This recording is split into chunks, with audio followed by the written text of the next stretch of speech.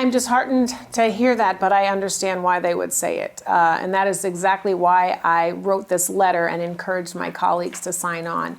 50 Democratic members of Congress signed on with me to ask this administration to do more. We want them to raise the awareness of this war, get Secretary Blinken out in front. We want to rally our international partners to also take this more seriously and pledge more dollars to help with the support around humanitarian aid delivery. Because if we are not taking the lead on this, then it will signal to the rest of the world that this is not important, and of course it is. And we must find different mechanisms of getting humanitarian aid to the Sudanese. Using the same traditional methods is obviously proving to be ineffective, and Sudan cannot stand to wait much longer for help. You're calling for an urgent humanitarian intervention. Why? Because people are dying. In the next 4 months, it is estimated that 2.5 million people will die. Famine has erupted. Deaths are happening every day. And the warring parties are working together, in my opinion, to prevent the delivery of humanitarian aid. It is unconscionable and it is inhumane. And talk to me about the international attention. Are you getting that? No. Why? You're not getting. You know, I have my own suspicions that people just don't care or don't respect the continent of Africa. I think that is wildly ignorant. I wonder how many people even know where Sudan is. You're talking about the American people. I'm talking about American people. And if we are signaling that it is not a priority to us, then it then sort of signals to the rest of the world not to take it seriously. And we know with forces like China and Russia working to compete against us and to dismantle democracies, we know that there are other agents and actors playing in this war as well. That is why it is incumbent upon us to take the lead and call for more aid and call for more discussions. And actually, I'm hoping that the vote that happens today in the UN will be successful in terms of extending this embargo, extending sanctions, and putting some teeth to those sanctions. Talk to me about America's foreign policy and its resources. Where does it go? I mean, I know that the war in Ukraine and Gaza is, shifting attention, but talk to me about the resources. Well, I really applaud the Biden administration for saying no to isolationism. We know that the prior administration did not care about Africa at all. And I think we suffered and the world suffered as a result.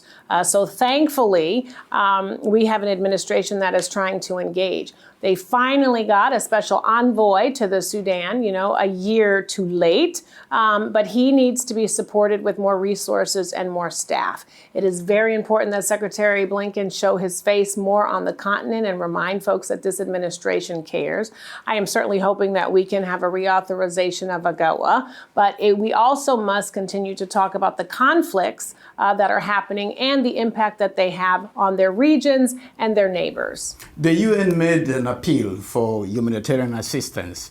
They were projecting 2.7 billion, and only 37% of that was received. What should be done to get pledges from donor countries, US allies, and the international community, if you like? It is important to give more, but it's more important that the money that you are pledging actually gets to where it's intended to go. It's one thing to make a pledge, but if those resources are thwarted because you have bad actors keeping humanitarian aid from the people and the civilians that need it the most, then it doesn't matter. You can have as much money as you want in your bank account, but if you actually can't get access to it, it doesn't do anyone any good. And let's talk about the instrument of diplomacy, sanctions. The US government slapped sanctions on both sides in Sudan. That's the Rapid Support Forces and some leaders of the Sudan Armed Forces. And it appears like these sanctions are not biting hard because the two belligerent forces have decided not to sign any ceasefire. Are there other instruments of diplomacy in the toolbox that is yet to be used to bring pressure on these two groups? Well, it is certainly unfortunate that neither party wants to show up to the negotiating table. It's very hard to come to a resolution when you don't even sit at the table. The other thing that is unfortunate is even if you have sanctions, if you're still able to buy guns and get the weapons into the country, then obviously you need different kinds of teeth and authority. I think we should be looking at the folks who are supplying the arms to the forces, because that is as important as sanctioning both SAF and RSF. And then, as I said, how can you use diplomatic measures to actually divert funds, through other mechanisms, through other agencies, through other platforms, so that civilians and the people in need actually get what they want. But yes, if you don't stop the flow of arms, what are you really doing? And when Tom Perriello testified to the Foreign Relations Committee here, I remember what he said. He said, if those who are aiding the war in Sudan are not held accountable, we're doing a zero work. How do you respond to that? I wholeheartedly agree. And I also think it is very important that the United States ask these actors to compartmentalize their interests. We have an obligation to focus on what is happening in the Sudan. But I want to say I'm grateful that he was actually able to show up. We have not had a full committee hearing in the Foreign Affairs Committee on Africa since the beginning of this term. And we also have a Congress that refused to allow the president of Kenya to speak before Congress. So I don't know about you, but that is the most undiplomatic thing I have seen in a very long time. The fact that we have not had a full hearing on the continent shows me that this Congress, this majority, is not serious about the issue, and that's incredibly unfortunate.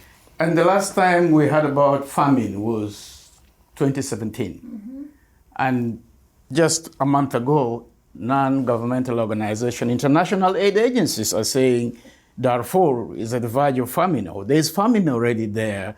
And it appears like those who are supposed to help are holding committee meetings while the house is burning. If you are given an opportunity to speak directly to the people who are making decisions on where aid money should go, what would you tell them? I would say the world is watching and the world is waiting. And every moment that you do not sit at the table and find a way, using any quiver that you have in your toolbox, every day you wait is a day that someone dies in the Sudan.